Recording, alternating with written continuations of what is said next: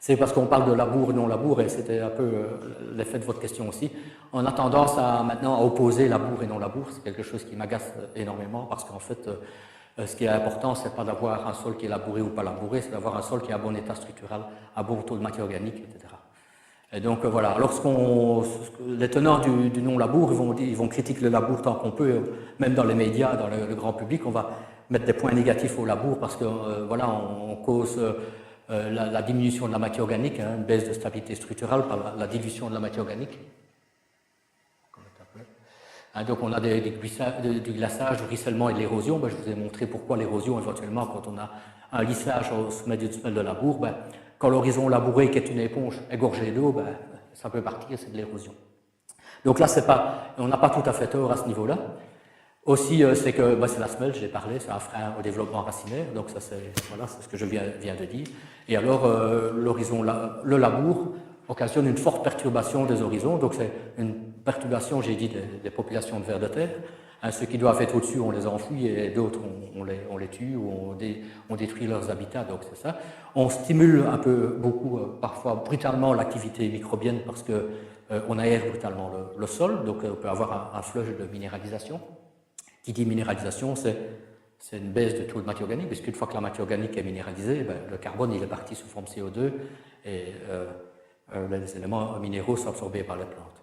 Donc on dit aussi que le labour diminue la vie du sol. Alors là, moi j'ai mis un point d'interrogation en parenthèse parce que, en fait, comme disaient mes collègues, je ne sais pas dans le cadre de cette formation, la vie du sol, beaucoup en parlent, certains la voient, mais très peu la mesurent. Et quand on mesure la vie du sol, il y a 36 méthodes pour l'évaluer, et on se rend compte que c'est un milieu extrêmement complexe, et on se rend compte notamment, par exemple, que les sols en labour, ils vivent tout autant que les autres, mais avec des types de micro-organismes différents en labour. Par exemple, en labour, on va favoriser ce qui est bactéries, alors qu'en non-labour, on va favoriser un peu plus les champignons, par exemple. Donc les équilibres entre champignons et bactéries seront modifiés selon qu'on est en labour et en non-labour. Mais c'est pas pour ça que les sols vivent mieux. Le tout, c'est de savoir est-ce que ça vit mieux ou moins bien. Et là, la question n'est pas tranchée. Mais ça vit différemment, avec une diversité tout à fait différente. Donc voilà, donc c'est pour la raison de mon petit point d'interrogation. Alors d'un autre côté, on a tendance à donner tous des points positifs au non-labour, hein, avec effectivement, quand on a un mulch en surface, on a une protection contre l'abattance et l'érosion, on maintient de la porosité en surface, c'est tout à fait vrai.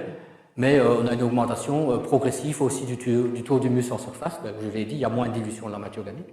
Donc si on veut augmenter le taux de matière organique dans ces 5-10 premiers centimètres, le mieux c'est de ne pas labourer.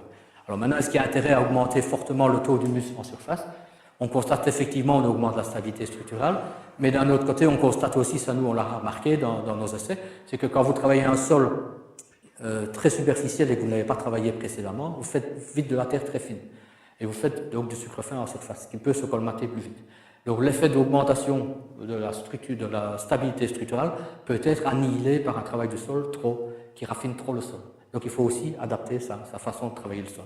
Donc ça c'est important. Donc c'est pas nécessairement gagné, ce paramètre n'est pas nécessairement bénéfique à tous les coups. Et puis alors effectivement, c'est vrai que les vers de terre, notamment les andésiques, ça peut se voir ici. Voilà, ça c'est vrai que c'est intéressant. Maintenant, il faut bien savoir qu'après, il faut voir d'autres aspects. C'est que la réalité de terrain, elle n'est pas si rose que cela. Et donc, par exemple, c'est que, voilà, on retrouve la mémoire du sol. Je l'ai montré là, je l'ai déjà montré ici, c'est tout. Mais on peut retrouver aussi, par exemple, des modes compactés. Ici, dans un sol qui a pourtant été décompacté, il y a le dent de décompactage qui est passé là, avec des ailettes passées gauche. Il y avait un bloc compacté ici, qui a été levé par une ailette, mais a retrouvé sa position par après. Et ça, c'est quelques années après la compaction. Donc, vous voyez, c'est comme si j'avais mis cette mode compactée dans le frigo de mon sol, je l'ai bien conservé, donc c'est la mémoire du sol. C'est des défauts qui peuvent être cachés, qui peuvent donc être, comme ici par exemple chez mon agriculteur qui est depuis 11 ans non labour, le profil il n'est pas super parce que la plante qui va arriver ici, elle trouve un premier obstacle, elle en trouve un deuxième, puis encore un troisième. Donc elle subit 3 freins dans son développement, donc on n'a pas quelque chose de continu. Donc ça c'est le problème, c'est qu'on voit toujours la surface, l'activité biologique en surface, le sol est meuble, il y a beaucoup de vie en surface, mais on oublie la profondeur qui peut conditionner.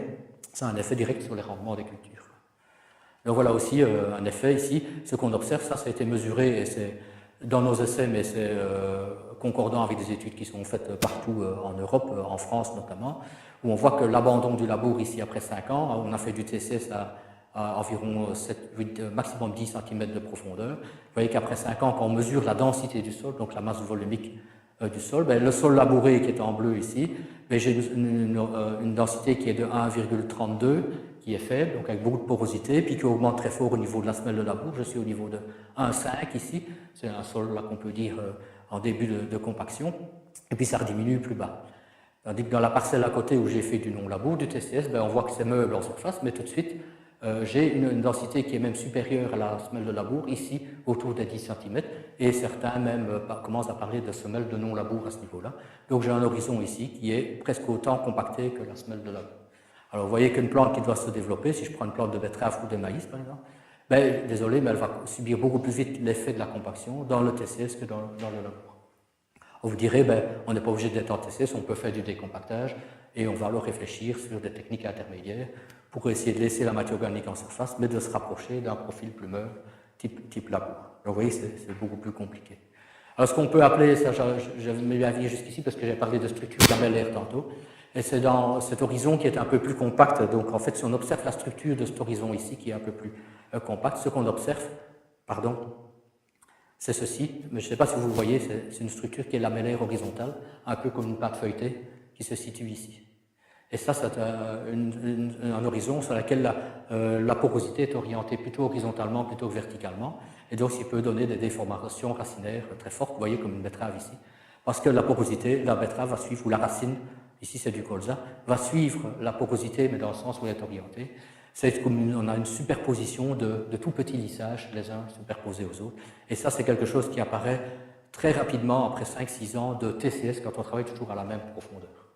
Alors je n'aurais pas ça si maintenant, une fois de temps en temps, je décompacte, ou si je la beaucoup de fois, j'efface complètement cet effet de structure lamellaire horizontale, mais c'est une structure qui est néfaste au développement des racines. Même si j'ai une structure, je peux avoir une excellente structure ici, le problème c'est ceci.